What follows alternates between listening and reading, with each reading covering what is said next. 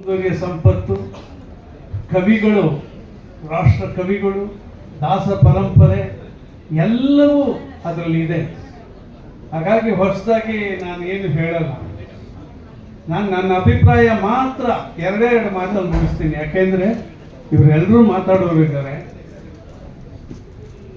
ಸುಮಾರು 51ನೇ ವರ್ಷ ನಾನು ಚಿತ್ರರಂಗದಲ್ಲಿ ಕೆಲಸ ಮಾಡ್ತಾ ಇರೋದು.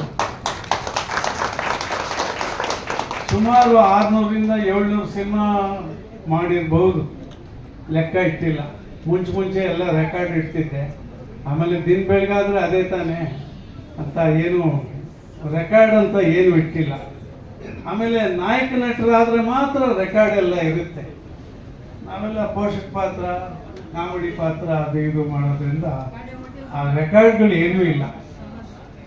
ಆದರೆ ಇದು ಯಾಕೆ ಹೇಳಿದೆ ಅಂದರೆ, ಸಿನಿಮಾದಲ್ಲಿ ನಮಗೆ ಯಾರೋ ಶೃಂಗಾರ ಮಾಡಿರ್ತಾರೆ, ಯಾರೋ ಬಟ್ಟೆ ಹಾಕ್ತಾರೆ, ಯಾರೋ ಬರೆದಿದ್ದು ಡೈಲಾಗ್ನ ಯಾರೋ ಹೇಳಿಕೊಡ್ತಾರೆ, ಅದನ್ನು ಮಾತ್ರ ಮಾತಾಡೋದು ನಾವು. ಇಲ್ಲಿ ಮೈಕ್ ಕೊಟ್ಬಿಟ್ಟು ಮಾತಾಡೋ ಅಂದರೆ ಸ್ವಲ್ಪ ತುಂಬ ಕಷ್ಟದ ಕೆಲಸ. ತುಂಬ ಸಂತೋಷ ಆಗಿದೆ. ಯಾಕೆಂದರೆ ಬೇರೆ ಬೇರೆ ಕ್ಷೇತ್ರಗಳಲ್ಲಿ ಸಾಧನೆಗೈದವ್ರನ್ನ ಕರ್ಕೊಂಡ್ಬಂದು ಅವ್ರನ್ನೆಲ್ಲ ಹೇಗೆ ಕಾಂಟ್ಯಾಕ್ಟ್ ಮಾಡಿದ್ರೋ ಗೊತ್ತಿಲ್ಲ. ತುಂಬ ಕಷ್ಟದ ಕೆಲಸ.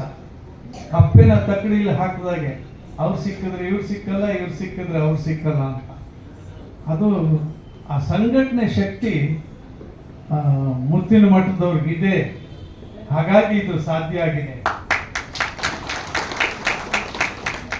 ಎಲ್ಲ ಪುರಸ್ಕೃತರಿಗೆ ನನ್ನ ಧನ್ಯವಾದಗಳು.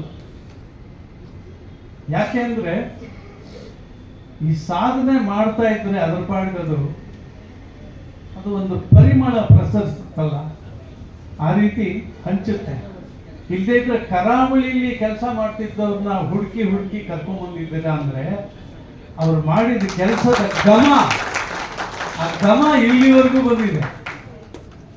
ನಾವೆಲ್ಲ ಚಿಕ್ಕ ಹುಡುಗರಿದ್ದಾಗ ಹೊರಗಡೆ ಕ್ರಿಕೆಟ್ ಆಡೋದು, ಮಕ್ಕೋತಿ ಆಡೋದು ಎಲ್ಲ ಮಾಡ್ತಿದ್ವಿ. ಸಂಜೆ 5-5:30 ಹೊತ್ತಿಗೆ ಒಂದು